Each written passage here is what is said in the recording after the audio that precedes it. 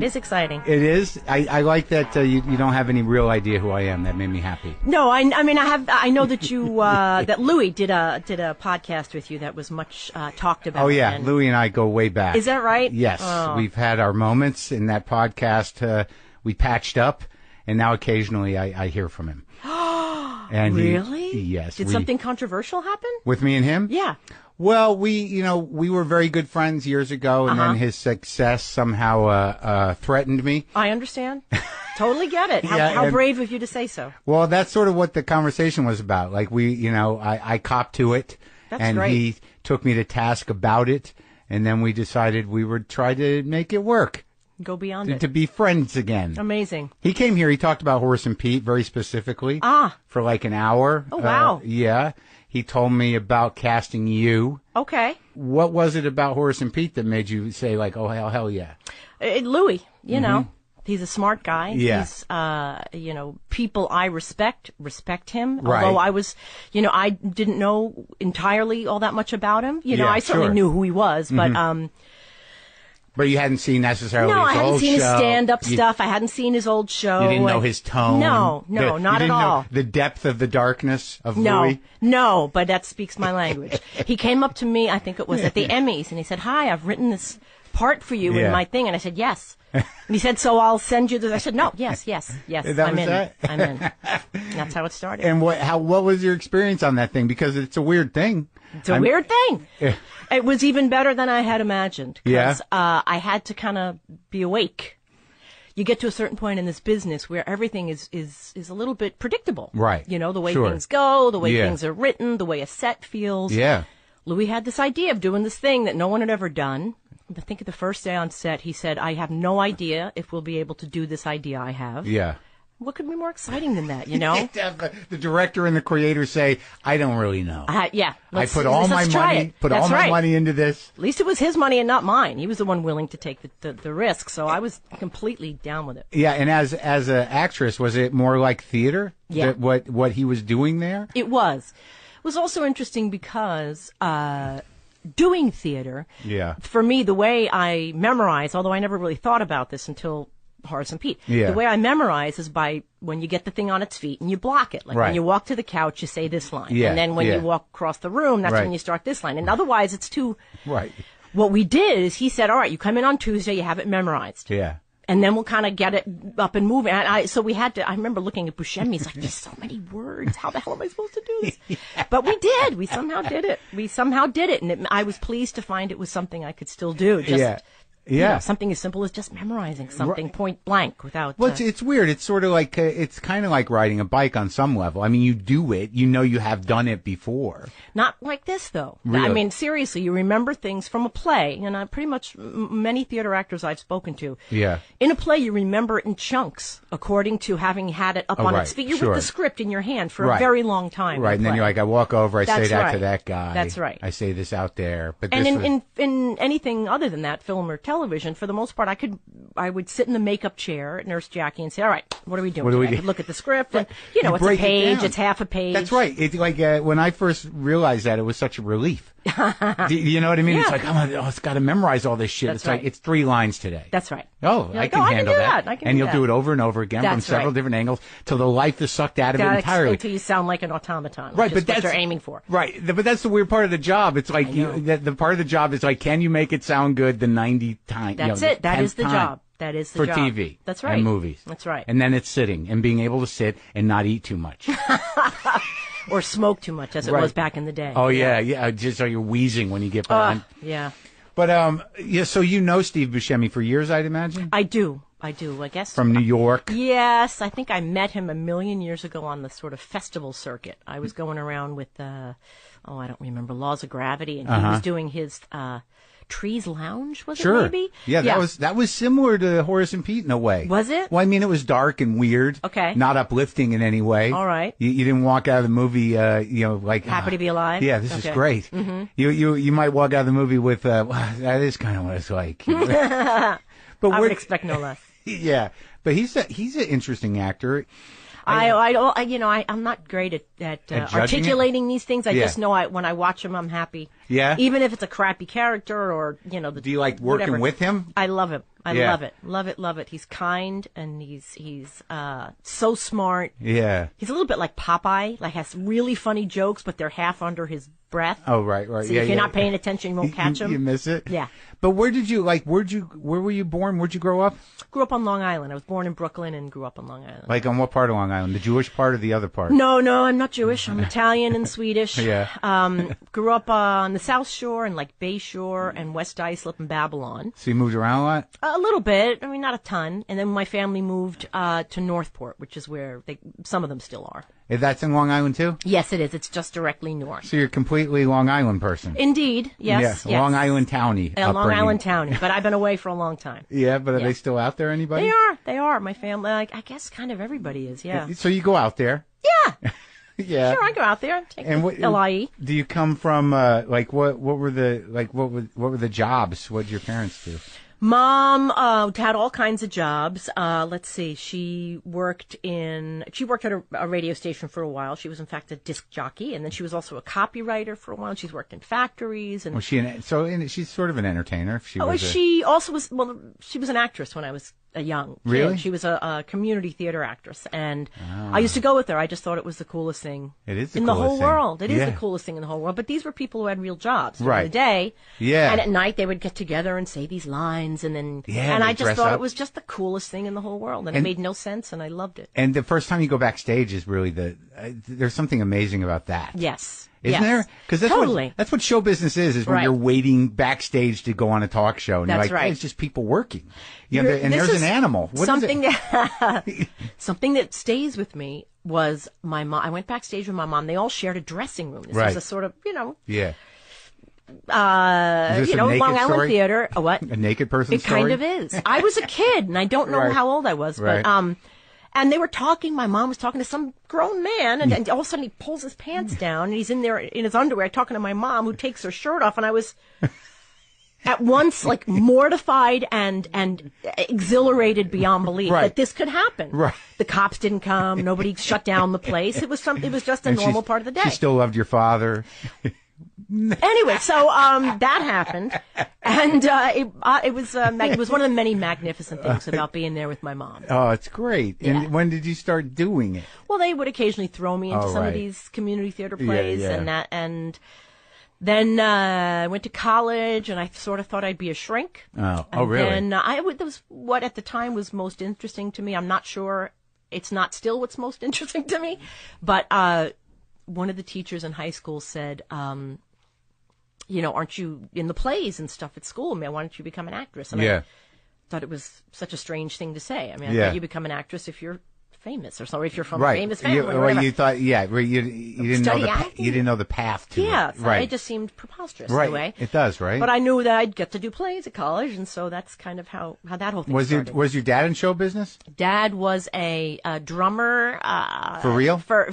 In like the Catskill thing. No you know? kidding. Yeah. Like he was in a showroom band in the Yes, Catskills? but I mean 4 guys, I think, or something like that. That's So- how he supported himself as a kid. Yeah. So he was like in a Drummer combo. and a singer. Yeah, Frankie Falco and his orchestra was called. And they used to play up in the Catskills. Up in the Catskills And when that he was a kid. That's how he supported himself. But he went to the High School of Music and Art. Yeah. And he wasn't sure what path he would follow, but I think he saw the drummers being they seemed a bit more devoted to their craft Yeah, than he than thought him. he might be. Right. So he ended up becoming an artist and doing So he went for commercial art. Oh, more security. Like I'm going to be yeah, a painter. exactly. What is Of he? the two. Yeah, well, was also a painter and a sculptor. Yeah. Yeah, yeah. He's So, not around anymore.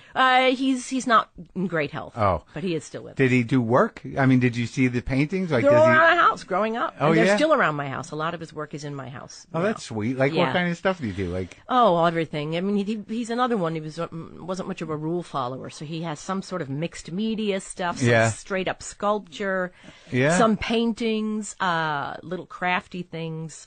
so you grew up in a creative house. Exactly. Which is the nice. energy of that sort of rulelessness Yeah. was always around me. Yeah, yeah. And I guess that's the positive side of a boundaryless, chaotic upbringing. Yes, exactly right. Exactly right. Exactly. But there, yeah, something to be said for that.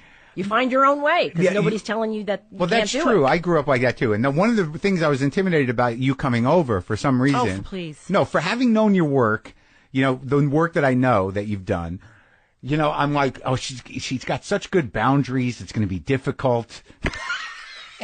I've been called a lot of things in my day, but difficult isn't one of them. No, but I mean, I just thought, I know what like, you mean. Because you seem tough. Wow. Are you? I love that. No, I'm not. I mean, in some ways I am. I got my badass side for sure, but but when it comes to this stuff, not really. No. No. I wish I was tougher. Really? Sometimes, yeah. Do you have siblings? Yes, I do. Let's see. I have an older brother, a younger brother, and sister. And they do regular jobs? Yeah. Well, no, you know what? My sister is in the art department of TVs and Oh, really? stuff. Yeah. Oh, so she She makes actually things? worked on Trees Lounge. Oh, she I think did? that was her very first job, maybe in the art She department. does set deck or something like Well, that? she does more like, they have to do a scene in a living room. So she'll go and figure out the dimensions on AutoCAD or whatever. Sure. Sure. Thing. Yeah. She does a lot of computer stuff and a lot of measuring stuff and a lot of design Creates stuff. the room on the computer so they can build it. Yeah. Yes. Exactly. Oh, that's good. That's totally. important. I mean, she was also trained partially as an architect, so Oh, wow. she's Those are the people with the real jobs in show business. That's right. The people who have to be sort of smart. Yeah, the people where you walk into the place, you're like, holy shit, this How looks did this great. happen? Yeah, right. I could live here easily. So where did you study? Where did you go to college? What was I that? went to SUNY Purchase.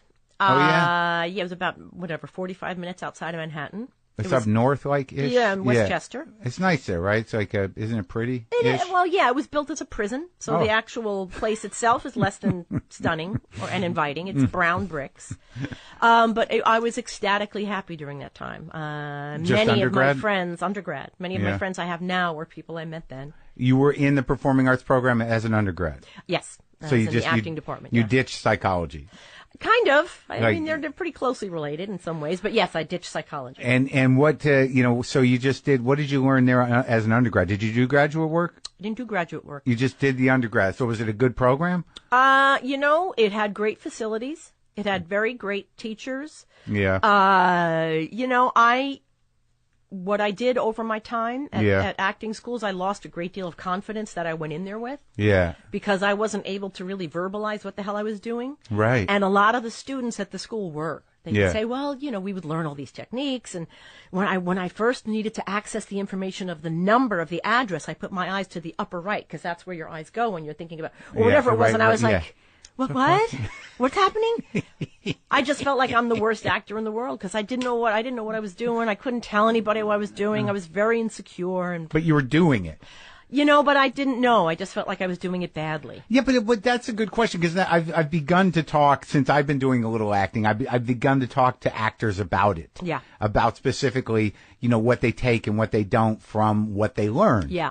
So, like in your recollection of these other people that had these bizarre or different elements of craft or whatever, what do you remember that you still have with you when you enter a set? Or Well, it's actually a beautiful kind of I wish I could think of words. It's one of the most awful you things. can do it, I have so much compassion for myself. right? From my journey over the years with this. Yeah. Because what I've come to realize is that I do know what I'm doing. I know it in a part of myself that is wordless. Right. And that's okay with me now when it wasn't back then. Well, that's a self-acceptance thing. That's right. Yeah. But I didn't have that then. I went through a lot of shenanigans between whenever that was, 1980.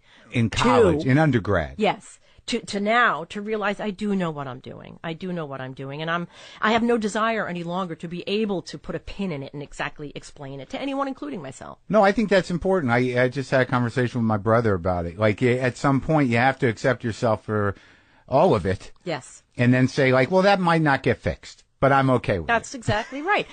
I also happen to believe, by the way, Yeah. that the sooner you're able to say, I'm all right with it, it starts to unravel a little bit on its own. But it starts with... Oh, you mean like fixing it? Yes. Like it starts to fix if it's itself. exactly right. You just leave it Self-parenting, alone, and whatever. if it's gonna untangle or if it's meant to, it will. But you got to walk away from it. Right, gotta you say, can't sit there, like, you can't be in this perpetual state of, like, I gotta I gotta work on this. something. Yes. And suddenly you turn around and you realize, holy crap, look at this thing now that I'm able to do, or this sense of calm that comes over me now when it never used to in this certain circumstance. Well, or whatever. I think that comes naturally from experience, but not only experience, but doing something successfully. Yeah, that's it. Unfortunately, like if things aren't working out for you, it's a harder. Oh yes, a little harder to accept yourself if no one else is accepting you. And I want to send that out to the airwaves. Yeah, you can only accept yourself if you're accepted by everyone else. Yeah, first. that's a greeting. It's a card. Yes, yeah. Hallmark. Yeah. So how were there other people in your undergrad that went on to be successful actors and actresses? I'm trying to think of the people. I was accepted into SUNY Purchase, one of 30 people. You had to audition? Yes. And there were 10 women and 20 men. Yeah. My friend Matt Malloy was in my company with me at Purchase, and he still works. Other than that, I don't know if anyone else does, and that's the God's honest truth. And tough racket. But the thing is also, I had nothing to fall back on. It wasn't like, well, I'll go do this thing now. It's like, no, this was it. After a certain point, there isn't. I know that feeling.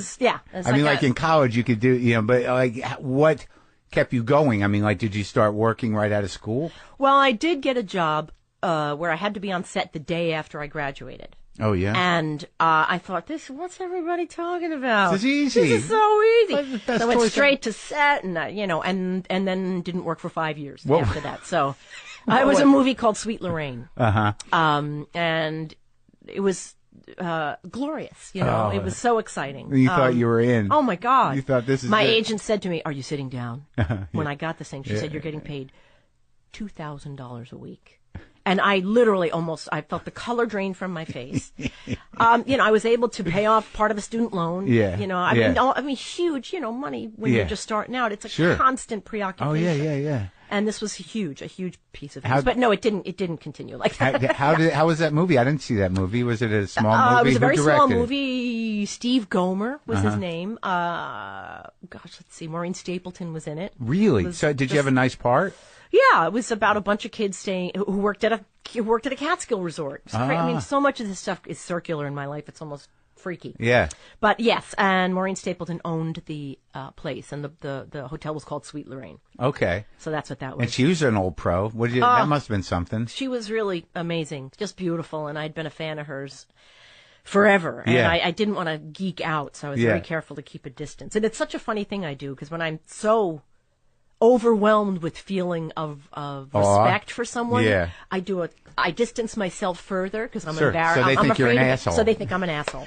So they think I'm this cold, narcissistic asshole. And I Who can't she control thinks she any is? of that, right? Who exactly. does she think she is over there? She doesn't even say good morning to me, and the truth is I'm paralyzed. apoplectic. Yeah. So I think I have that too. I mean, I talk to a lot of people in here. And, I never keep in touch. I don't know if I'm supposed to, but there are people like... this is a very strange business thing that you do also here. It's very intimate. Yeah. Between two people who don't know each other. And then when it ends, it's not like you've actually put in the time to get to where you pretend to be during this podcast. No, I think so. I mean, I think it's a genuine thing. And, yes, I agree. And sometimes things happen, but, I just have to leave it there. It's not like I thought that me and Neil Young were going to be hanging out or anything. Neil Young sat in this chair? He did. Holy crumb. President Obama sat in that chair. Oh, my God, somebody told me that. Yeah. Holy mackerel. There's a picture right there. This? Yeah. Oh, my God. The same orange chair. Oh, my God. Yeah, him and I aren't hanging out. I don't call him. I think that was a miscalculation. I mean, I meet people who I'm in awe of. Yeah. And then what happens to me, after a little bit of talking to them is you realize oh shit, they're just people. Right. And that's usually true. It doesn't mean that they might not be assholes or whatever. Sure. But they are, painfully human 99% of the time. Right. Right? Right. And I think we forget that when you're in a work situation. And That's right. You don't want to, how has that happened to you? What was a situation where you were just beside yourself, that you were working with somebody and you couldn't deal with it? Oh, goodness. Let's say, it was not terribly long ago. I was actually working with Louis again. Yeah. And John Malkovich was on set. Oh. I wanted to say all the things I wanted to say, like Bomb in Gilead. Yeah. In New York. Yeah. It was one of the first things I saw. Right. And Laurie Metcalf. Yeah. And when I, at a certain point when she finished her monologue, I realized I was perched on top of the seat in front of me. For Louis, you mean? Or Bomb in Gilead? When I was saying, and all these things you kind of want to tell John Malkovich about your early experience with all the Steppenwolf guys and burn this. And And then I just think, really, does he need to hear that? Is that going to change his day or somehow make it easier to pass the time with him? So I say nothing. But as an actress that, yes, he needs to hear that. And yes, it might change his day. It's never, when a peer comes up to you and says, like, I think you're a genius in that thing, are you like, no, I don't need to hear that? I don't know. I have a weird experience. I have a weird relationship with that stuff. Really? It's kind of like you don't believe it? I want to. It's so hard to explain, but like, all right, this is what's messed up. I would love to read it somewhere. Yeah. John Malkovich said about Edie Falco. Yeah. It was a scene, blah, blah, blah. Then I can be alone with my reaction to it. Right. But if he comes face to face and says that and I say, oh my God, thank you so much. And I feel like I come across like a snotty jerk or something. Right. Something about having to accept the compliment in the moment. Yeah. Well, that makes me very uncomfortable. Sure. I understand that. So I'm glad we're putting this out in the world. If any, peers have good things to say about you, they should maybe tell your friend. No, email it or put it in a magazine. Send it to the guy at Columbia University that Comey contacted. Yeah, and maybe get it out in the news media. That's right. That's right. That's the way everything gets out in the news media. Apparently, yeah.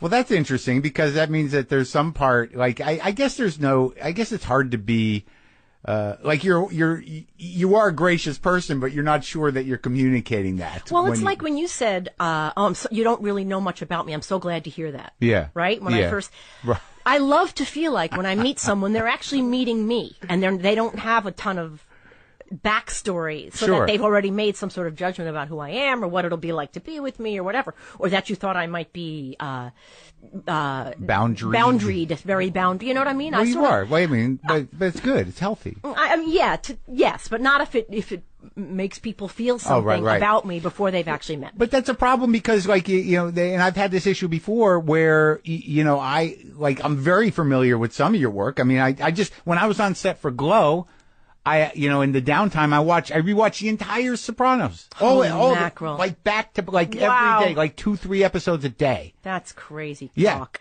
What are you going to do on set? I got to do something. Watch It's Always Sunny in Philadelphia. That's really funny. No, I know. I'm just saying. But so, like, people are coming at you with a very significant relationship with a character. Right.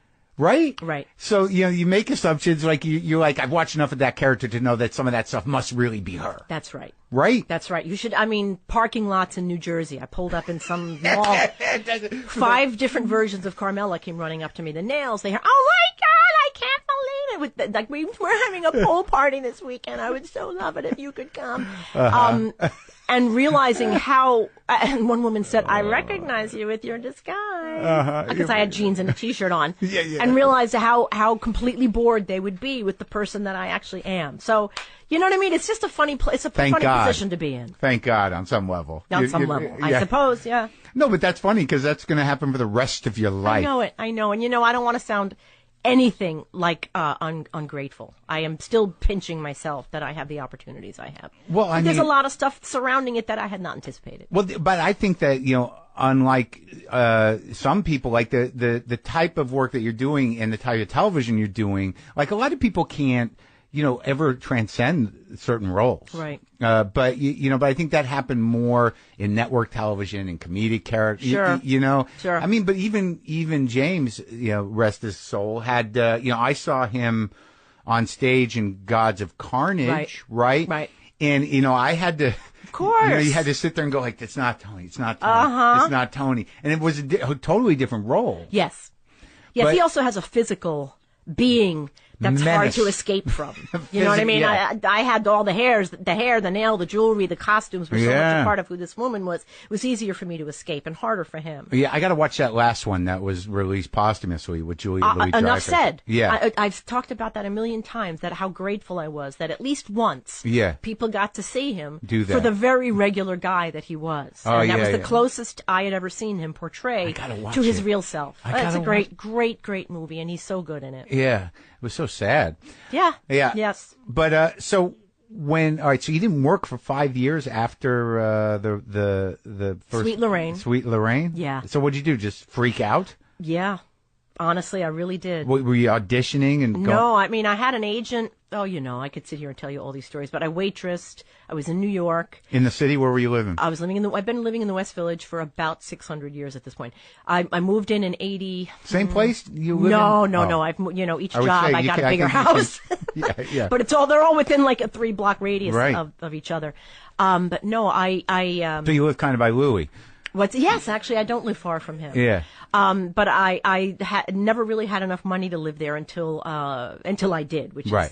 is Sure. really nice. But I'm very much a homebody, so Yeah. I tend to stay in the same place. But Me too. Look at this place. no, it's fantastic. Yeah. It's what a life is. It's Yeah. the things you surround It is yourself sort of. with. Isn't that weird? See, that's another thing about accepting yourself is that, like, so what if just because you have money doesn't mean you have to buy shit. That's the thing. I moved out of this last place that I was in. I moved Yeah. to Tribeca for a short spell. Yeah. And the place was just friggin' huge. And I just, at a certain point, I thought, what am I doing? Yeah. Just because I can't afford this? Yeah. Is this really where I want to live? And the answer was no. Was it like a loft? It was a loft, Yeah. like a two-story loft. And it was just me and my 2 kids Yeah. living in this place. Yeah. And like my bedroom was upstairs and their bedroom was about 6 miles away. It was like down the stairs or way down the hallway. And I Yeah. thought, what am I doing? That was it? That was it. So I moved To a cozy place. to a much cozier place in the West Village. So for 5 years you waitress, you did odd jobs, you did what? You did. It was probably longer than 5 years. But But, were you- yes, I waitressed. I waitressed and waitressed and waitressed. But were you doing theater, like I would do off anything. the grid theater? That's right. I would do anything I could get my hands on. Backstage magazine, show business magazine. So you just these go to things. cold call. Go to cold calls, and yeah. I got to the point where I started to look at them as opportunities just to perform. The Try out a auditions. new monologue. Right. Were you I taking was not- classes? At one point I took a class, but I really just wanted to work. I had taken 4 years of conservatory classes, and Undergrad, and I didn't want to. I kind of wanted to just do stuff at that point. So it ended up being like classes, all these sort of very off the radar things. But that's good because you get into a situation with that where it was sort of self-preserving in a way that because there are people that go to classes forever. That's what they do. I know. And you get really good at, well, that was the same thing as in college. Yeah. I didn't want to be able to identify all the different things I did to make a moment feel real. I just wanted to do it. I just wanted to keep doing it. And ultimately, a director just expects you to do it. They're not going to, They're not interested in deconstruct turning your process. your eyes to the upper right to access a number. However you got to do it. Whatever tricks you got to play on yourself. That's exactly it. To get to where you need and they're to be. all unspoken. Like none of them have language. They're just very quiet little private insanities. Some people have real, some people I've talked to, do have some kind of, consistent way of doing things Maybe. in their head. Right. You know what I mean? Like, right. Like if you're going to, like I talked to somebody, I think it was Paul Dano. He's like, he did some animal work for his last. You can laugh out loud. I'm not laughing. What are you talking about? I think that's amazing. I have nothing but respect for people who work in different ways. It's not my thing. Like one of the things I loved about Jim Gandolfini, we never sat down and talked about these people. We didn't. There was none of this. There was no. And I don't mean to. I know how I come across sounding, and I'm aware of that, and I'm a little self-conscious all of a sudden. But I think it goes back to my college stuff. That Jim and I didn't know. I remember when we were picked up for the second season of Sopranos, he said, well, we're picked up. I don't know what the hell we did, but apparently we got to do it again. And I thought, that's the man I want to work with. Yeah. We don't know. I didn't know. We didn't know. Do people really have those conversations? I mean, of course, those backs, like, do you want to talk about their backstory? And how many times people have said that to me? And I don't want to sound disrespectful for people who work that way, but I think I would be less inclined to be so snotty about it if I was able to say, no, actually I don't want to talk about their backstory, but I'm still not there. The character I played, they gave me this whole backstory, and I'm like, well, that's nice, but can I just see the script? That's kind of, well, that's how I do it too.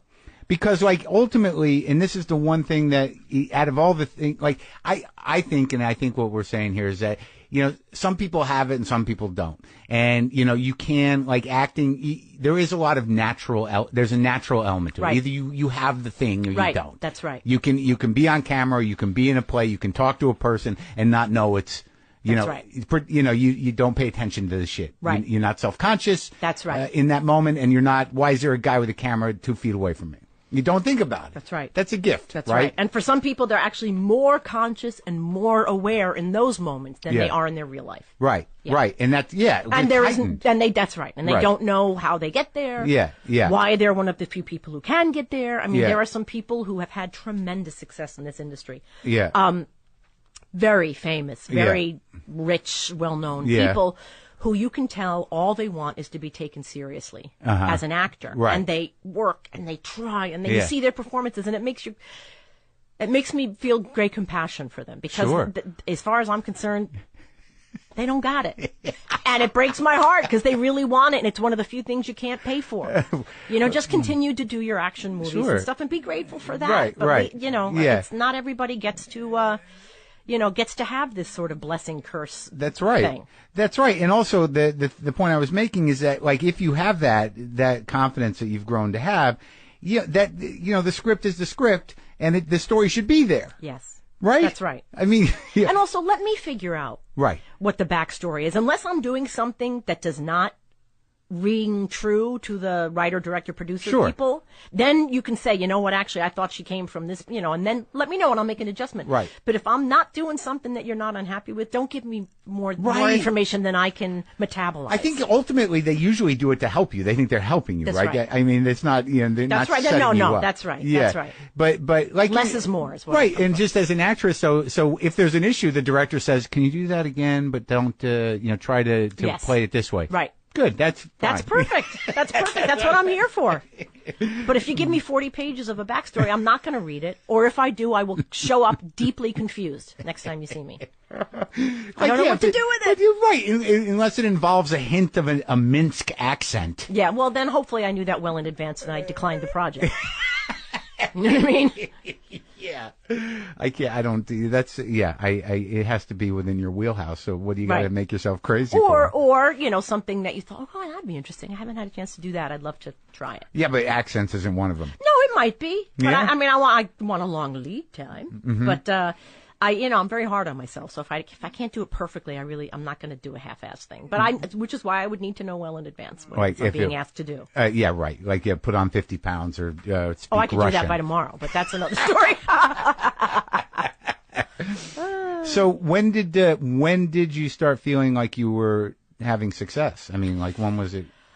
I guess, I don't know that I never really thought about it at the time, but I didn't want to have to waitress. I got to the point where because of the kind of brain I have, I was very good insofar as dealing with a million tables at once. Yeah. But don't ask me to talk to people as if they're human, like make conversation and make jokes with them. I couldn't.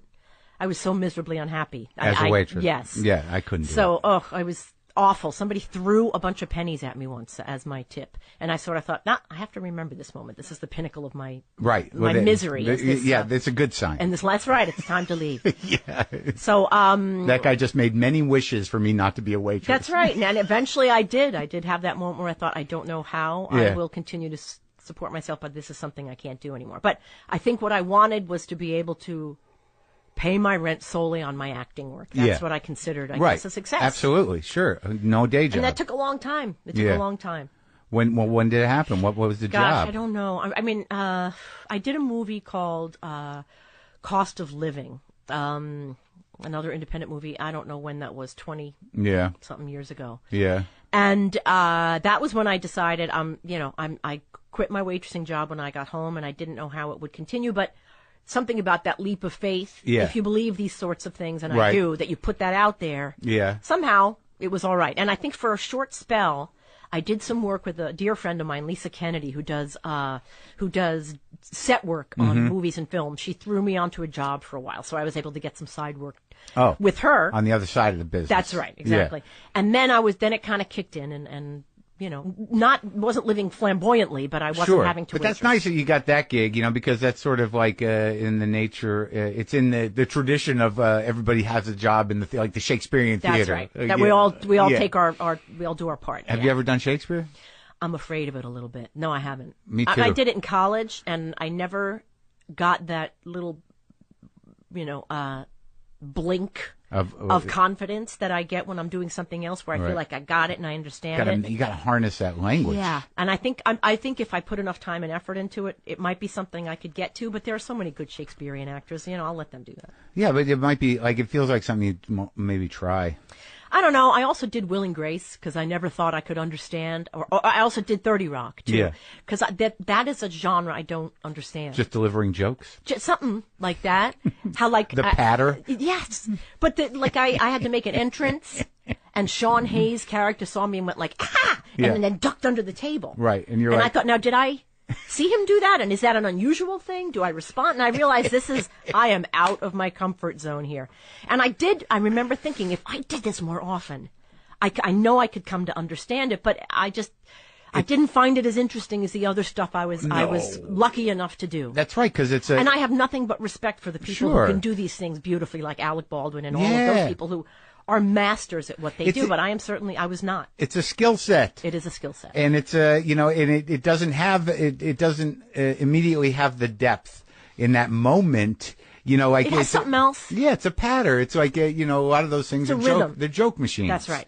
That's and, right. And sometimes if you have a live audience, right. You get the feedback right away. Do you like to do comedy? I do. You've done some on stage. I've done some on stage, but it's never been, under the guise of being a comedy. It's, it's like Sopranos. There's definitely funny stuff in there, but it's based on what's real. Right, but like to get a laugh in a live audience is exciting, no? Not really. I'm trying to think if you don't acknowledge it. In plays, yeah. But my character doesn't hear it. Right. Oh, really? I don't know what I'm talking about. I'm sorry. You hear it. You do hear it because you have to hear it because you Yeah. have to take a beat before you deliver the next line. So yeah. So you became like, there was a period there in New York where stage was working out for you. Yeah. What was that play? The Sideman? I did a play called Sideman. My producer loves that play. Oh, and he saw you in it, and he knew, he's like, this woman is gonna, she's the real deal. Wow. Like, he can't, it's in his mind to when I talked to him today, he's like, that was amazing. Isn't that nice? It was a long time ago, and to this day, it's still one of the, I think it's probably the most meaningful project I've worked on. Really? Why? Yeah. What made it that? I was out of work. I was on a bus and ran into Warren Light on that same bus. He's the writer of Sideman, and he said, "Listen, I'm having a reading done of my play. Marissa Tomei dropped out at the last minute. She's not able to do it. Can you just fill in for her and do this reading for me?" Right. And that was the impetus for this whole thing. We did a reading, and the reading went well, and then we ended up getting a production on 13th Street in Manhattan, and then it went to Roundabout, then it went to Broadway, then it went to London. I did this play in various incarnations for 4 years, and it is still, I think, the richest piece and character that I've ever had to play. And you played the spouse of a musician? The spouse of a musician, and she ages from like early 20s to 70s in the course of this thing. Mm. And it's deep stuff I could relate to, as my dad was a musician growing up. Coming from an artistic family and, dysfunction and all the stuff that everybody can relate to. So it enabled you to connect all that. A lot of it. And that's satisfying. Oh, deeply. It's therapy. You know? I have to say it from a selfish standpoint. Yeah. This is not a totally selfless thing that I do. You no, work of through course stuff. not. Well, there's a reason you pick certain characters. Sure. And there's nothing wrong with that. No, I agree. Yeah. And then people think you're, like she's a genius. It's sort of like, actually, no. All I know is I feel much better now. If that's what happens when you're a genius, I'm good. Right. Oh, God. So, but you've got the opportunity to do The Sopranos while you were doing that. That's right. Yeah. That was a terrible time. I mean, I know that sounds crazy, but you were about to be a big stage actress. Well, yeah. We was about to go to Broadway. It was about to open on Broadway, and I couldn't join it. I couldn't take the play to Broadway. How'd you weigh that choice? Well, money. I was going to get paid, which in this day and age is not considered a tremendous amount of money. But to do the pilot of Sopranos was going to completely wipe out my student loan. Yeah. Was going to get me out of my fifth floor walk up. Yeah. That was, one teeny room in the West Village. There were real life things too, and I was, I guess, in my early 30s, and there were real life things to think about at this point. And I thought, but was there because HBO wasn't what it is now in terms of. Sopranos made it the sort of art house that it is on some level. in terms of how they handle television. I don't have that perspective on it, but I know it was early on in the series thing. Well, that's what I mean, right? Is that like it was a TV job? Right. That's right. And you know, there must have been that battle inside yourself, having so much success in the stage and being at the precipice of being a stage actress, which has this, you know, this lofty credibility. Sure. That you were like, what am I doing? Right. Did you have that? Well, you know, my memory is that I had been doing Sideman for such a long time. Right. And I know, certainly the more you continue to do something, the deeper and richer the character and the experience become. Yeah. But also, I had done it. Yeah. So my experience with it, I mean, I'd figured out who I thought this character was, and I had kind of fleshed it out enough to do a performance of it. Right. And here I was presented with this other character, completely different character. Yeah. And a substantial sum of money. And I remember Warren Light, the writer, said to me, this is a TV thing. You're really going to choose this TV thing over taking this thing to Broadway. A mob show? Yes, exactly. And I wasn't, you know, you're never really sure, ever, if you're doing whatever the right thing is. Right. But I was pretty clear at the moment at what I had to do. Also, my family didn't have money. Yeah. It wasn't like when things went bad, I could just fall back on. No, I couldn't fall back on anything. Yeah. It was all me all the time. Right. So if I was able to take this big chunk of money and get some of that giant black cloud off of my head. Why not? Why not? Yeah. And if the stage thing was meant to be, it'll come back. And as it turns out, it sort of did. I did the pilot of Sopranos. Yeah. And I was able to join Sideman on Broadway. Yeah. Because the woman who was playing the character that I was playing got pregnant. Oh. So I took over the role and continued it on Broadway and then took it to London. And all this, I'll tell you, stuff works out. Yeah. Stay out of the way, do what you think is right, make the best decision you can at the moment and move on. Yeah. And when Sopranos doing that first season, because it's interesting, like, you know, when having watched it fairly recently, and I remember that it was exciting when it was on because you look forward to Sunday. You know, like it was like it's going to be on and you couldn't. So great. I'm so glad to hear that. Oh my God. It was like it was something to do. Like, you know, you built your day around it. But like rewatching it, like some of that stuff between you and James was the thing that's interesting is that you say you didn't discuss a lot of things, but you were both so emotionally engaged that there was so much space there. They afforded you all this space for things to sit there. Yep. And that was big news in the day. Yeah. Might even still be. When I remember some scene, he said, "Listen, there are no words in the scene. You go, you get something out of the refrigerator, you go, you stand by him, you walk around." Part of me is doing this thing thinking, I gotta say something. But that's what they wanted. They wanted to let it breathe a little bit. And I just had so much respect and gratitude for the room to do that, which HBO always gave us. Yeah, and you barely have that kind of room on stage. No, that's exactly right. Especially now, in this day and age, you got to keep them, you know. Or in a movie, like it was very unique like that. I mean, because like you know, the two of you with him, like, you know, God knows what emotions are running through him at any moment, and how it shifted in his face. And he had that weird thing he'd do where you just go into this blank stare thing. Yeah. That was sort of like, what is going on? Right. I remember it well. Like it was yesterday. And you just, so that character, what did you do to prepare for it? Oh, I don't know. No, but I mean, like you put the hair on, is one of those things where they dressed you up and you're like, this is it. You kind of look at yourself and you're like, yeah, right, absolutely. That's a big deal. Yeah. Well, I mean, when I read the thing, I was like, oh my God, of course, I know exactly who this woman was. It was a no-brainer for me. And at the same time, I was completely sure that I would never get cast. Because, you know, and the way things go is they're going to get someone who looks like this, you know, sort of the dark hair and dark skin, sort of more stereotypically Italian looking, or maybe that's my own prejudice, but I am Italian, but I guess I'm not the first person you'd pick to play an Italian. So there's a great sense of calm that comes over you when you're auditioning for something that you're absolutely sure you're not going to get. And that's how I went into that, you know. Like you have nothing to lose. You have nothing to lose. Yeah. And I was doing Oz at the time, too, so I had a little bit of dough coming in. I had a little bit of a steady-ish gig. And HBO knew you? They knew who I was, yeah. Boy, one environment, those two environments, one like very literally menacing and the other one menacing on different levels. That's right. That's right. A lot of darkness back in those days. Yeah. Yeah.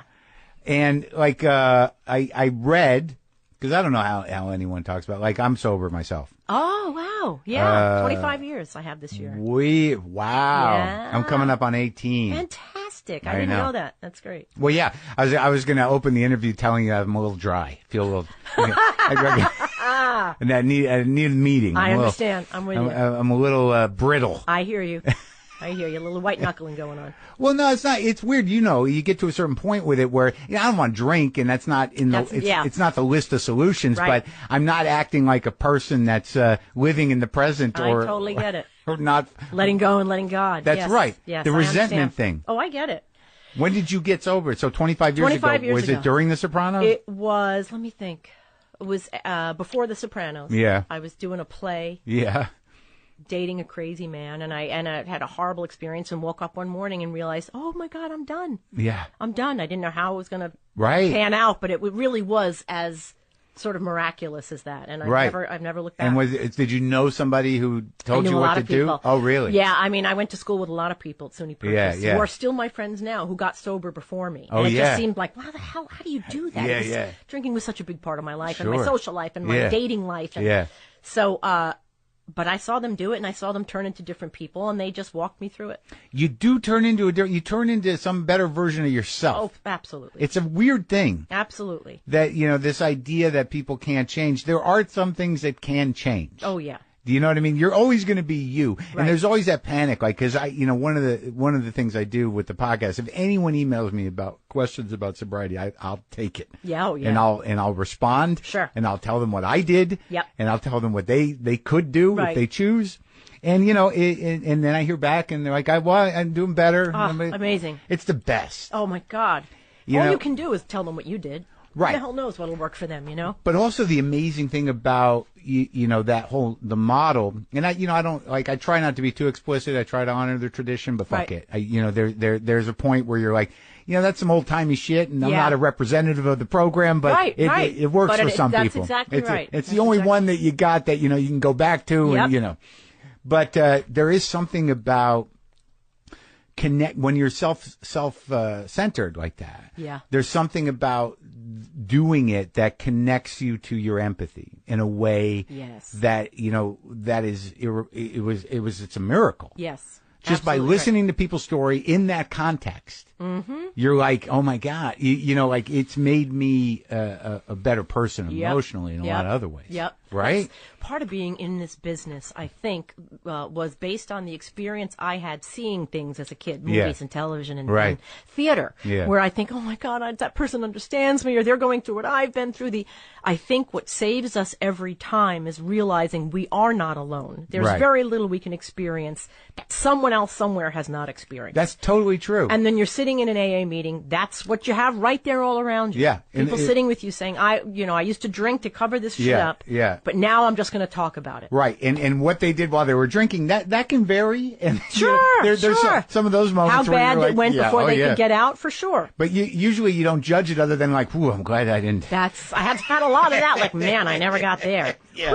Yeah. Thank God. Yeah. I don't need to do that Gratitude. research. Yeah. Yeah. That's something that I don't do, innately. Gratitude? Well, you said you're hard on yourself. Does it come easily for you? I'm hard on myself, but man, the gratitude that comes floating out of my system is not something I even could have wished for. Yeah. I don't know it, because it's beyond my comprehension. I wasn't supposed to have this life, Right, I wasn't right. supposed to have these opportunities and just the abundance. I mean, Yeah. I hate the words that are coming out of my Right. mouth. I just don't know other ones. Yeah. I have these two magnificent kids. I have money to live. Yeah. I can help people out when they need it. Yeah. It's great. It's just beyond. I mean, this I was meant. I don't know. I It's feel funny, like it wasn't like- meant for me on some level. Yeah, but what does that mean? I don't know. Right. I can say those same things, but then somehow or another I'll end it with, well, fuck that guy. Yeah, no, So I'm better than you in that way. Yeah. Well, you got a few more years than me, so maybe That's right. No, listen, wait till you see. Wait till you see what happens next. Well, I don't say it like I used to. Yeah, I that's used to right. say it. I know enough to, like to keep it that inside. maybe go to a meeting and and deal. Right. Right. That's right. That's right. So, how many seasons of The Sopranos did that happen? We had 6.5, whatever that means. So good. 6 and then some extra. Also, ones. and then you did a little theater in between things I and think movies. I did Sidemen and some movies, which I also was able to do between seasons. You did Frankie of and Johnny? Sopranos. I did Frankie and Johnny at some point. Yeah. Oh, Lord, That's a I'm big just bad play. with That's a this stuff. sweet play. It's a very, very sweet play. That's one of those ones that everyone does monologues from. Is that right? I think so. Yeah, I remember doing one in some class at some point in my life. But you had to like you showed up at movies a lot. Yes, here and there. Yes. I have to say it was and for a long time when you play a mob wife, that's all the scripts you get for a very long time. And then did you fight against that? Did you have to push back? No, all you have to do is say no. Right, but I mean, you knew that you didn't want to be typecast forever. That's right. And the only way to control that is to say no. It's as simple as that. And it may mean you don't work as often as you might have wanted to, but you're the one controlling that. Right. So, and then I get a letter out of the blue from John Sayles. Oh, yeah. Who says something, handwritten, who says something like, I don't really know your work. Was it? I think he saw me in Laws of Gravity, this movie I did a gazillion years ago. Yeah. And I wrote this part for you in a movie that was had nothing to do with anything I'd ever done before. Huh. And I thought, man, somebody's looking out for me. This is just what a gift. Which film was that? Sunshine State. Oh. And beautifully written. Yeah. I had to have an accent, which I was thrilled about. Which accent was it? Southern, Florida thing, Yeah. Georgia, Florida kind of accent. And Timothy Hutton was in it, and just a lot of great actors. It was so off the beaten track for me. And this was after The Sopranos. It was, I think, between seasons. Anyway, it was just one of the many, many, many tremendous, just handed to me gifts. And it was a great experience. Tremendous, tremendous experience. I loved every second of it. Oh, you were in Random Hearts? I fucking loved that movie. Yes, I did too. I was in it really very briefly. Was that Sidney Pollack? Yes, it was. Yes, it was. Huh. Yeah, people don't make too many grown-up movies anymore. There's certain movies, and for some reason I was thinking about Random Hearts recently, where it's where are the movies that are sort of sophisticated, adult-themed, Doesn't seem to be happening there these days, Yeah. Seems like it's TV. Right. So how'd you get Nurse Jackie? Nurse Jackie I got because we finished Sopranos, and I went around with agents and managers, and we took meetings with the heads of networks, and everyone was like, yes, that's very exciting, and then nothing seemed to happen. At some point, I got a script called Nurse Mona. Yeah. And my friend Matt Malloy, who I mentioned earlier, is an actor, a dear friend of mine. He lives in Venice. And he sent me a script. He said, listen, this was written by my next door neighbor. And I was like, oh, please, Matt, don't do this to me. Evan Dunsky. Yeah. And he said, but really, I think this is good. You should read it. Yeah. And that was Nurse Mona. And I totally responded to this character. She was very, very dark. Yeah. Very different from what it ended up being. But I liked it, and we talked about it a bit, and then I forget what happened next. We kind of put it aside. Yeah. Because I think it was maybe a little too dark. Yeah. At some point, Liz Brixius and Linda Wallen got a hold of the script and made it sort of lighter and funnier. Showtime signed on and changed it to Nurse Jackie, and that's how it kind of continued on. And but the character, what was it that in the newer version that took the edge off? Because it's still a little dark. Yes. Well, she did things like, first of all, she had in the original version had an aura. No. She was able to read the auras of other people. Is that a good person or a bad person? She used to steal something from everyone who died. So it was a kooky character trait that might not have made her sympathetic. That's right. And also, she kept talking about, having dinner with my husband and blah, blah, blah, whatever. Right. And then I think the last scene in the pilot is you see her and she's eating a meal and talking, but I think the camera pulls back and there's nobody there. Oh. So she has this sort of fantasy boyfriend, husband. But anyway, it was very scary and weird and dark. Right. But I kind of love that. Sure. But also I thought that people said, are they going to want to hang with this woman every week? I just don't know. Well, that's an interesting question about what drives you in that way, because there are points in The Sopranos where that character is very aware, of her struggle to not be aware of the depth of the horrible world she is in. Sure. Right. So, how do you continue on that line where you're obviously not thinking people got to like this character, but the character's challenging in the sense that she's in this darkness. Right. She's not just, she's part of it. Right. Yet that's her life. Right. So in Nurse Jackie too, that there's a sort of the connection. I'm just wondering, the darkness thing is that some people are fucked up. Yeah. And yet they still, that doesn't mean they're all fucked up. That's right. They're not monsters. Or even if they are monsters, maybe they are redeemable. Right. Right. I think you need to find the thing that they wake up for in the morning. You know what I mean? Carmela loved her family. Yeah. She was all about her family. It was legitimate love. Her Yeah. version of love Right. was the husband and the kids. Yeah. And the rest of the stuff, her place in society, Yeah. what her husband does for a living, you find compartments to put them in to make it okay. Yeah. You know what I mean? Yeah. And Everybody same thing does. with, I think that's the extent to which you have, I mean, how many compartments you have is about how screwed up you are. Sure, but the fact is, everyone does that, but not everyone's like, running a concentration camp. That's exactly right. Right. I mean, I'd love to think that if that's the case, Yeah. that little compartment won't stay compartmentalized very long. Can't live with it. That's right. So eventually it will overtake the Your part of you that conscience. pretends everything's all right. Sure. I think that's how you have a society. Yeah, well, oh, absolutely. But I think Jackie was doing the same sort of thing. What she loved was taking care of people. Right. This was legitimate. Yeah. She really did want to help these people Sure. by, taking from the rich and giving to the poor. Yeah. But she was also, a friggin' mess. Yeah. A drug addict and everything else. Yeah, and yeah. it depends on, what the ratio is to Sure. And but good person, bad person. And and also having been somebody who has addiction issues, it's sort of like at some point you get it in your mind, well, this is how I have to deal. This is how I deal. You don't even make the sentence. Right. It's there in your head, but you won't even allow. You're behaving. Yeah. Without thinking. Right, And right. so much of that show, I was just friggin' falling to my knees in gratitude that this was not me anymore. But it was also hugely satisfying and therapeutic to be in the behavior without the Oh, consequences. tell me about it. I You know just what I had mean? to smoke and do blow for 10 episodes. There you go. Comes right back. That's funny, oddly Comes enough. right back. Like it was yesterday. Yeah, it's like riding a bike. People would say, does it make you want to? I was like, no, God, no. doesn't. It makes me so grateful. Smoking so those happy. fake cigarettes. Oh, the they're worst. awful. And snorting whatever the fuck it was. It was Were you actually snorting something? Yeah. Well, I think it was, Vitamin B or something. It was something that they put in blow, but it wasn't the blow. It was the thing that made you mad when you bought blow. Bring it on over. Yeah, what the fuck is in this stuff? Oh, my That's the God. stuff that you do on the movie set. Oh, no. Sorbitol or mannitol or one of them, maybe. I don't know. Oh, my gosh. But Yucky. it was yucky. Yeah. But the ritual of both of them, of smoking and, I don't think, I was very grateful that I knew how to smoke. I had smoked half my life. I'm with you on that. And that, You watch an actor who doesn't know how to smoke, It's the and worst. oh my God, it's the first thing you notice. Like it takes me right out of the movie. Right, yeah, because I was very specific with them. I was like, I need a flip top box because that's where we're going to put my bindle in. I'm going to do it with a key or a pen top. Right. Because I'm not sharing That's it. right. And it's I'm so with funny ya. because Carly and Liz, when I told them about the character, they were both standing there and they were like, "We're so glad you're here."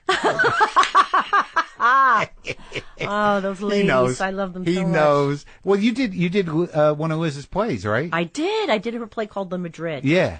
I was relatively new to parenting at the time, and it's a story of a woman who gets up and leaves her family. And I found that interesting. Because you were so in it. I was so deep in this parenting thing and totally overwhelmed by it. So it was another way to kind of work through that stuff without actually having to do it. Right? Thank God. Yeah. And people were not all that open to it. They didn't like the play? Yeah, or- it was not totally well received. People and Too dark? It was too dark. Nobody could understand how someone could leave their family. Really? Do they look at the news? Do Yeah. they look at life? Or they weren't willing to see it on stage. I don't know, Sure. whatever And it it's was. funny. Well, theater audience, the New York theater audience is a difficult thing. Especially with a new play.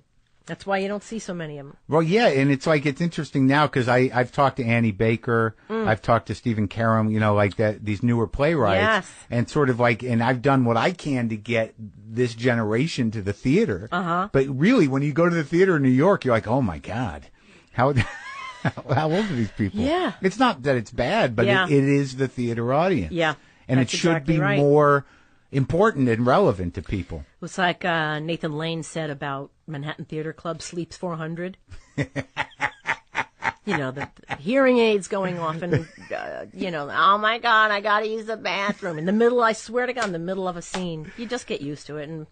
But, something's got to shift there. If there are to be new voices, there's got to be a place where Well, they you can work be with the heard. 52nd Street. 52nd Street Project. I mean, that seems to be very proactive along those lines. Can you explain to me what that is? That's more about helping grow a sense of self in some of these inner city kids who may not find that at home or in a school environment. These Hell's Kitchen kids that go after school to this 52nd Street Project. They have help with homework, and they also have classes, Yeah. playwriting and play crafting, and now Yeah. they have like filmmaking and I think dance and I mean it is a good, on every level, good organization. And I got involved because I saw my dear friend Kevin Gear, who passed away all of like a couple of months ago. I saw him in a play. He was in Sideman with me, but I saw him in a play at 52nd Street Project where he had a head of plastic hair with like little curls that came up at this, and he was playing some little girl or something in this theater. I myself have played broccoli. I played a deer a couple of times. These are flowers, characters. These are plays that the kids write. The kids write them, and adults perform them. And you are not allowed to fix the grammar. You're not allowed to make the sentences make sense so that you can say them. But these are big actors. These are grown-up actors and little kids writing them. Kids who aren't writers. And you play them straight. You play them straight. Never have I seen funnier or more engaging or more honest theater in the city, anywhere. Again, my producer and my business partner, he went. He's gone, and he loves it. Oh, he's a big theater nerd. He not only that, you see these little kids who are, they didn't grow up in these, theater families, and there they are sitting on a little, foam core desk watching their play come to life with, Frances McDormand and Billy Crudup and, and you see their faces like, it's just so beautiful. It's such a beautiful, life-affirming organization. That's so unbelievable. Thrilled to be involved in any way. Yeah, and you make time for it. Oh, yes. I mean, they make time for me as far as I'm concerned. And it must be just so interesting to see which kids are utilizing fantasy and which are actually trying to fix their home environment. There's a lot of heavy stuff. There's guns. There's drug abuse.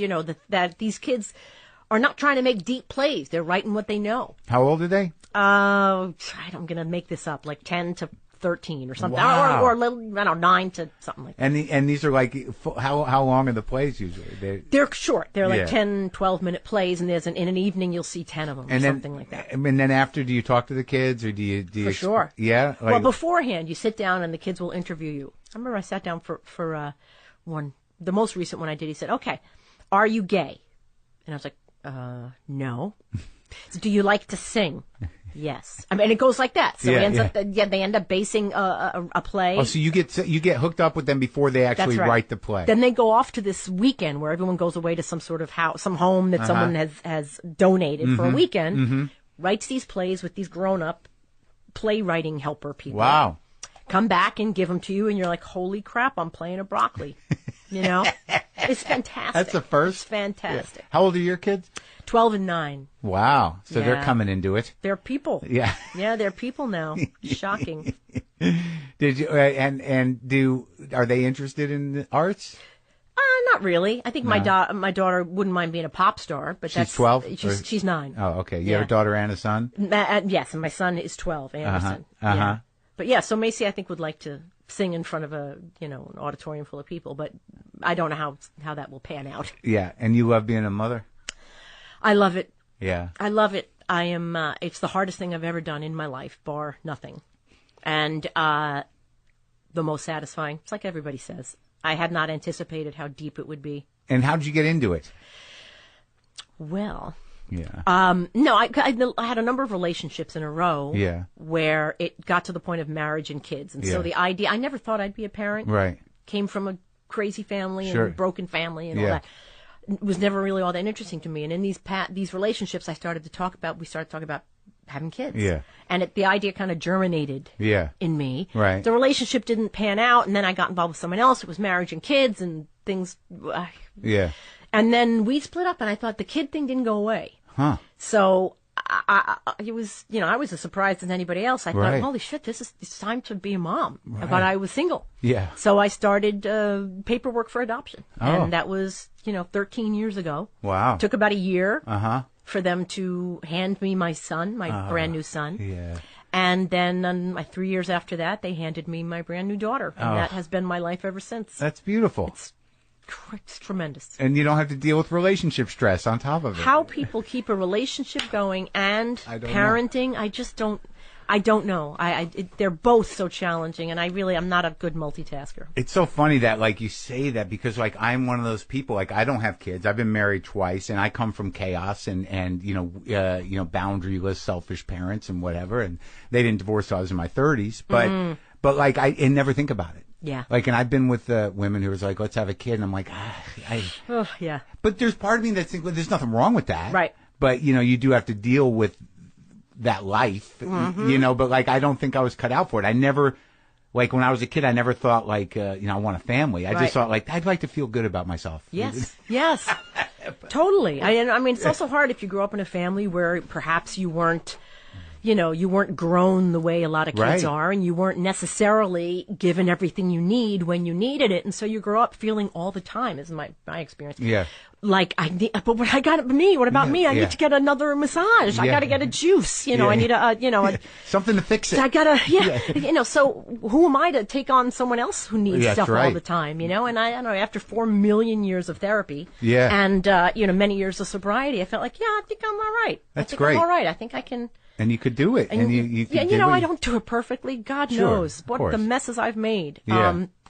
But you found a situation where, you took it on yourself and you made it happen. I did make it happen, and 12 years have gone by, and I have these people who are growing into people right before my eyes. It's amazing. It's absolutely amazing. And in this movie, you play like a mother with like difficult kids. The one that I just watched. Landline? Yeah. Yes.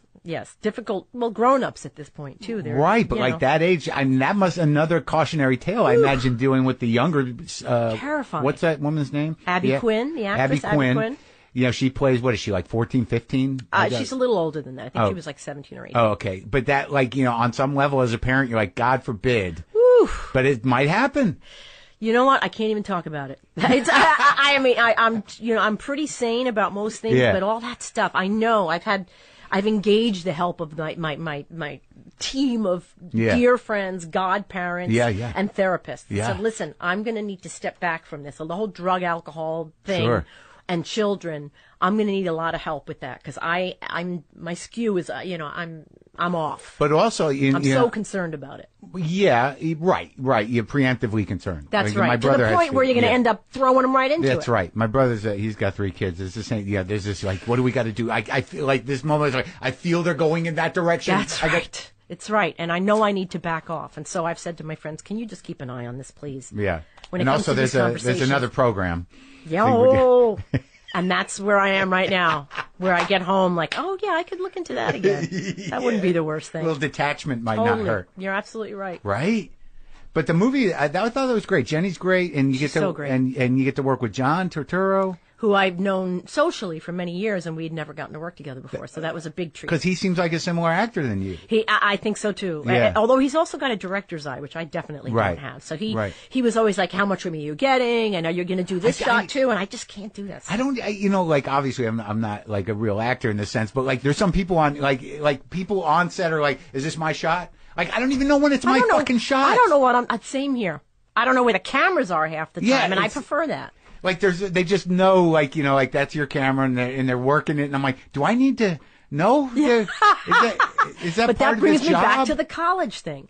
If you don't know it and you're doing a good job, then you don't need to know it. Okay, let them do it. Right. But then you watch someone like Louis, who writes, directs, and stars in all these things. Yeah. Where he's like this thing I just finished, where he's, he does a scene and he's, and I'm talking and he's talking.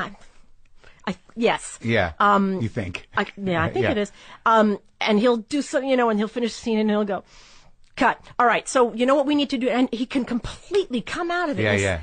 That is something I can't do. That quick jumping back and forth. Sure. From outside it took him a to while. Inside. It took him a while. Yeah. Sure. He's definitely like evolved as an actor, and he's evolved as a director and as a comic. I think he always wanted to be a director. His short films, I don't know how far back he went with looking at his. No. Like, he used to do these short movies that were really bizarre. Then he did, like, 2 features, like, when we were kids almost. When he was in his 20s. Oh, my gosh. He did Caesar Salad was his first feature, and it's, like, insane. I'm laughing already. It's insane. Really? And then he did another feature in black and white about a photographer, ostensibly about a photographer that got very weird. But he did shoot features. I didn't know when he was a kid. So he's been doing this a long time. Yeah. Well, it's like people have said, I'm sure they've said it to you too. Like, so how do you want to direct? You want to write? Like, I don't. I get anxiety. That's it. I can barely do the one thing I want to do. That's right. Yeah, and fortunate for people like us, like where it's immediate, where you're in it and you're doing it, And like the idea of planning, like and you talk to people that make movies, it's like, well, it took 5 years. I'm like, 5 years? 5 years. What the fuck? I can't get a tattoo. I can't make a decision that's going to last that far into the future. Yeah, I dread next week. Yes. Like, I'm like, oh, I got to do that thing. You know? Yeah, I'm with you. It doesn't require anything. I think you also work with my friend Lynn Shelton on a movie. Oh, yes. I didn't know you knew Lynn. Yeah, I love Lynn. Boy, she's just great, too. Oh, she's best. I've had such good luck with these people. But yeah, she directed my comedy special just a month ago, and she directed some Glow. She did an episode of Glow and 2 episodes of my show. I've had her in here. Oh my gosh, I didn't know that. I didn't know all those things. I had not heard of her before I worked with her, and then I thought, I don't know how I didn't know. She's a real actor's director. Yeah, totally. You can tell that she has done it. Yeah, and she's got she feels the thing. Yeah. You know, like when she's watching it, she's like, did you get there? Did you think? Right. And she was also not afraid to say when she didn't know. She was like, oh gosh, let me think about that. I'm not well, why don't we try it that way? I mean, you really got the idea that she was also okay with coming up with it as we moved along, as we moved through it. I'm excited. What that movie end up being called? Long Shot. I think it's called Long Shot. Yeah. And I so loved it. Like you saw the cut? I have seen a very early cut of it. You like it? Well, I need to see it like 50 more times before I get it. Before I'm able to not actually see myself. Right. Takes that many times? I don't know, and often I don't ever get to that version of it. So, it's a lot of me, and one of the things I don't often care about how I look. It's not what I am in this for. Right. And especially if I think I want to look like a regular person. So, anyway, so then there I was looking like a regular person, and it was hard. It's hard to watch. But anyway, Jay Duplass is in it, and he's just such a lovely, also another sort of non-actor actor. Right. I think he's getting good, though. So good. Yeah. So, I just had such a glorious time working on that thing. Oh, wait, real quick. I watched a comedian on the plane. Oh, yes. So you got to... Who says no to working with Robert De Niro? I know. You know, it's hard for me as a comedian to watch it, but like, I thought there was some good stuff in it. And like, what was it? Was that Jessica Kirson. Oh, yeah, she's great. Holy mackerel. What a powerhouse. I think that was one of my favorite parts of the movie, was for 3 seconds of her act. Doing that thing that she does. She's funny as hell. Yeah. Yeah, I knew a lot of the people in there, and I bet you did. I know Jeff. Those stand-up guys. But having those scenes with Robert, like, I think, like, it's a very weird thing. I talked to Anne Hathaway about this. Like, I think that the work he's doing now, when he puts his mind to it, and it's not so menacing as it used to be, it's some of the best shit he's ever done. Right. Like, I've watched The Intern like 4 times. I got to see that again. I've had some people tell me, actually, it's really quite a lovely movie. Well, for him, like, now, like, that he doesn't have to be this thing. Right. Like, he's got his chops, and he's like doing things. That's right. Like, even in that movie, it must have been kind of fun to do it with him. Well, going back to an earlier question, I could say nothing to him. I stood next to the man for hours and hours. I said not a word. I mean, there's also this piece with Mr. De Niro that he reminds me so much of my dad. Oh, really? You know, a very close bond that I just had an ease around him that was not earned. Yeah. So I didn't feel the need to talk the whole time. But what the hell do you say to Robert De Niro that's not, you know? Yeah. There was no chit chat. No chit chat, and you know, and you wonder, like, for a man who's done as much as he's done, why does he need to do these movies? But someone said that he really just loves being on a set. Yeah. And I can relate. Yeah, right. Just like being around the whole, Me too. Just this person does this thing, and you learn more about, like, you hit your mark, and then if they cover you this way, then just. I would never go to the trailer. I would sit on set all the. Here, I love it. I just love it. You know who said that? Like, who directed A Few Good Men? Rob Reiner, I think. But there was these scenes where they weren't doing Nicholson's coverage. And it was, a fairly taxing part. I think is in A Few Good Men in the courtroom scene. And if I'm remembering correctly, and they were doing Cruise's coverage or someone else's coverage, and Nicholson kept doing it, and full on. Wow. Yeah, and someone said to him, Jack, you don't have to do. You can just do the lines. Right. And he goes, I'd love to act. Oh, God. And there you go. Right? And that's it right there. That's it. It's certainly a pleasure talking to you. Oh, and you